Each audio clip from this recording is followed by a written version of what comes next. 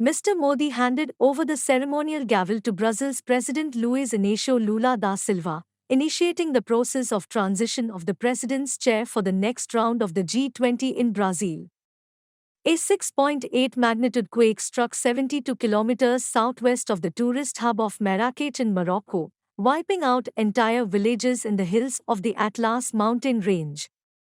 The Western media calls significantly watered-down language on Russia adopted the Delhi Declaration as a sellout by the G7 and eye-opening departure from Bali, and as Ukraine slammed the outcome, G7 countries mounted a defense that the language against Russia was not weakened but was something needed to obtain consensus for G20.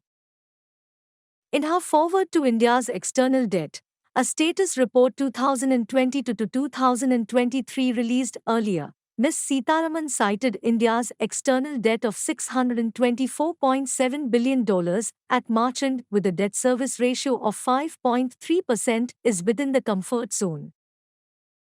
Turkish President Recep Tayyip Erdogan noted that any initiative that isolates Russia in the Black Sea Grain Initiative is bound to fail.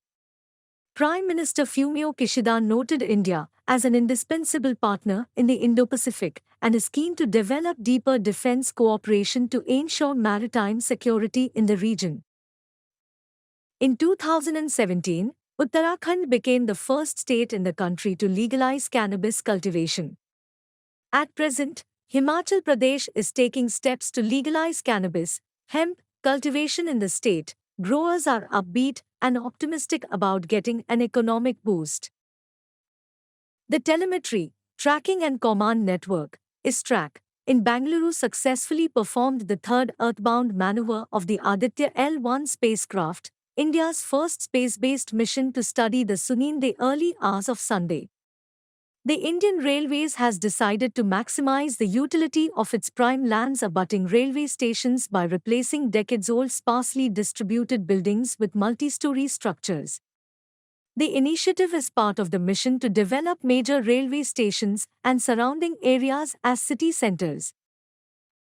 The Drugs Controller General of India, DCGI, has directed the drugs controllers of the states and union territories to keep a strict vigil on the sale and distribution of falsified versions following alerts issued by the World Health Organization, WHO.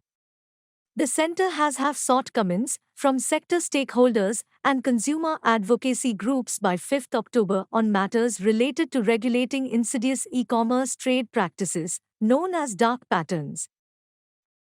The aftershocks of the COVID-19 pandemic, combined with the polycrisis of war, debt, and food insecurity, a relentless wave of bad news across the world, from severe flooding in China to destructive wildfires in Europe and Hawaii to the hottest month ever on record in July, have dominated the media headlines.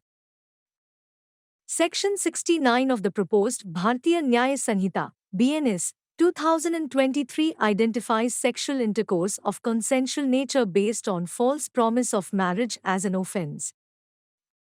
In July, Microsoft accused a China-based hacking group identified as Storm 0558, gained access to email accounts of 25 organizations, including Western European government agencies, email accounts from top American officials such as Commerce Secretary Gina Raimondo, U.S. Ambassador to China Nicholas Burns, and Assistant Secretary of State for East Asia Daniel Crittenbrink.